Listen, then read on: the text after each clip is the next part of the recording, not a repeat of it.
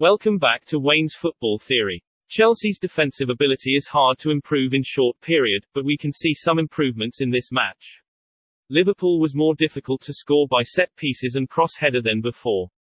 However, Christensen's weaknesses in defense was a loophole of Chelsea's. This problem is worsened if Chelsea plays in two centre-backs formation in head-to-head matches. The previous game Chelsea playing with 4-3-3 formation was against Manchester United. They were lacking of centre-backs in the box to reduce the possibility of making mistakes as there were no great centre-backs in the team.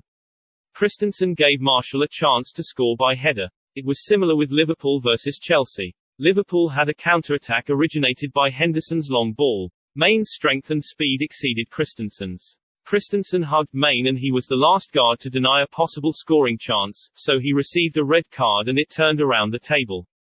This may not happen if Chelsea play with three centre-backs formation as their starting lineup. This formation can allow one more centre-back to resist counter-attack by Liverpool and reduce the opportunity of Christensen being the last guard and receive a red card. In my opinion, Chelsea reduced to 10 men was highly related to their starting formation of not playing with three centre-backs. Chelsea should increase the number of defenders especially in tough games because of their defenders' low defensive ability.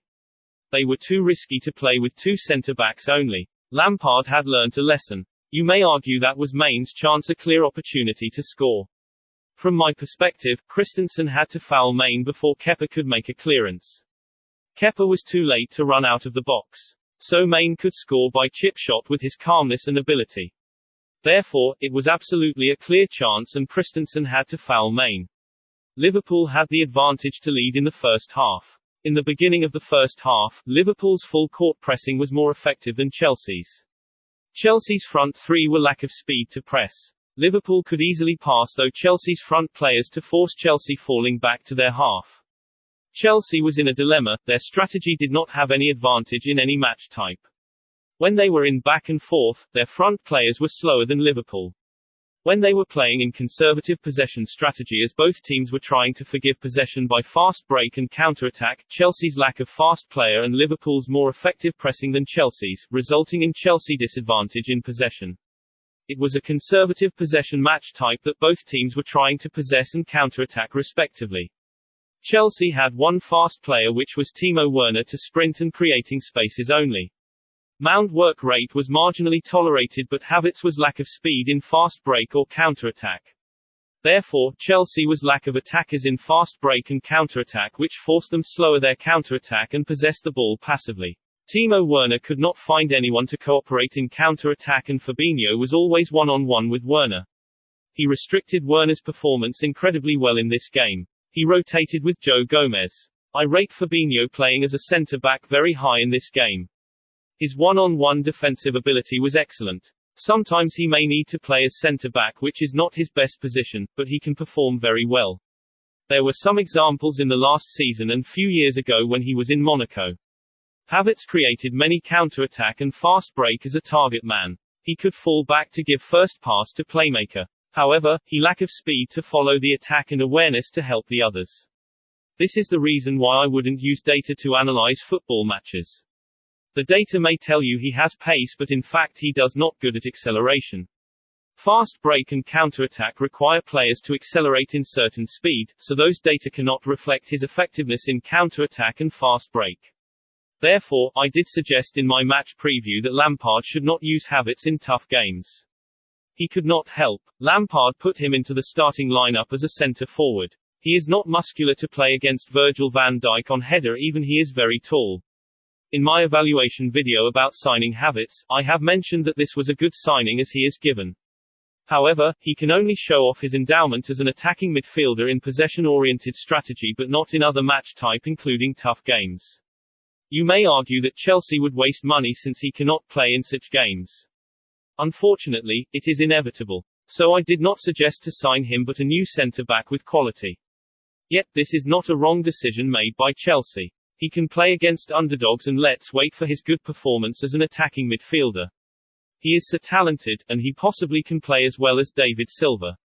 You guys need to realize that David Silva did not play well in tough games. This special type of attacking midfielder only performs well in possession games. There is a higher proportion of games to play against underdogs and face the dents than rivals, so they are a good asset for a football club. It was Lampard's fault to play two centre-backs following with Havertz. These caused inefficiency in pressing, counter-attacks and defence. Liverpool could control the game and get more possession. Besides, Chelsea was lack of ability to attempt in counter-attack. The only way to win this game was pinpoint tactics. Lampard used the similar tactics against Spurs in last season. When they were in possession, he asked players to stay in front of the circle instead of the box. They would have more space to sprint and get in the box following by a long ball. They succeeded a few in the first half. I did say that this tactic will succeed once only, so it depended on the performance of Jorginho. In the last game against Spurs, he performed well in giving long ball, so this tactic succeeded.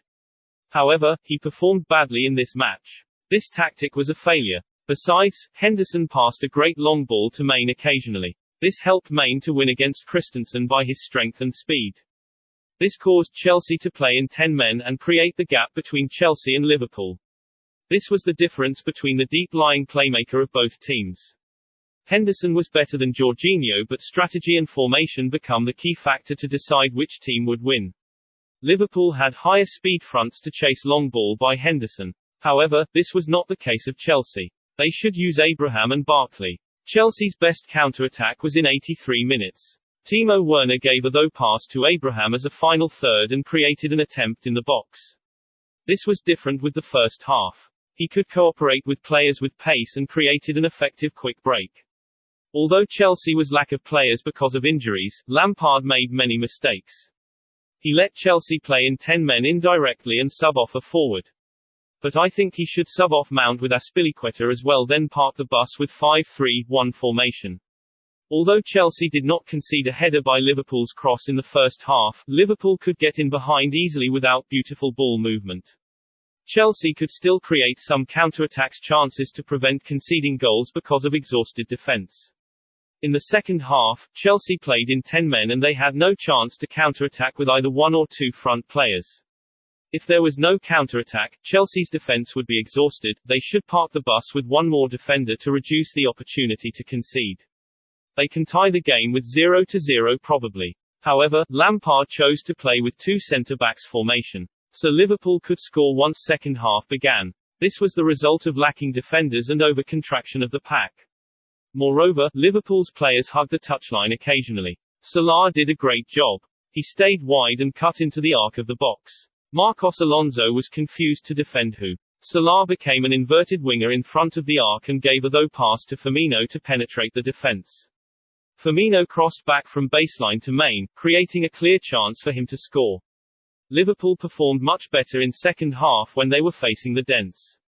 They can penetrate the defence surprisingly. This proved Liverpool's willingness to increase their variety in offence strategy. With several good decisions in transfer market by their board of director, Liverpool has significantly increased their ability to secure the fourth place, or even better. If Liverpool can sustain their physical fitness and sign one more striker for the bench, they may defend the title. Besides, Chelsea has big problem in defence as they conceded a goal without any counter-attack once after the second half began by 4 minutes. So Chelsea must play with three centre-backs. I can understand Lampard did not make any changes after they conceded a goal. It is too risky to increase the number of front players. It was acceptable for Chelsea to take the risk until 15 minutes left instead of increasing the probability to concede one more. However, they had no choice but to take the risk when Liverpool was leading in 2-0 in 53 minutes. They must put more attackers on the pitch. However, they made changes in 78 minutes with Barkley and Abraham but not earlier. This was Lampard's third mistakes. Lampard was too confident to abandon three centre-backs formation for starting lineup and not conservative enough in the second half to use one more centre-back. So Lampard made three big mistakes and a minor mistake. Those three big mistakes were refusing to use three centre-backs formation for starting lineup, putting Havertz into the starting lineup, and refusing to change the formation into three centre-backs when they were playing with 10 men. The minor one was losing the confidence to substitute after they were trailing by 2-0. The second goal conceded was the fault of Kepa. He passed the ball to Maine. Kepa also conceded a goal in the last match because his weakness is in arm strength. With two subsequent huge mistakes in two successive games, these will negatively affect Chelsea's morale. Although Timo Werner won a penalty, Chelsea could not narrow the gap with Liverpool. Alisson made an unprecedented save in spot kick. He stood on the goal line and won't make a mistake like De Gea. Finally, it seems a piece of cake for Liverpool to win this game. As I have mentioned before, Kepa may still have time to prove his ability.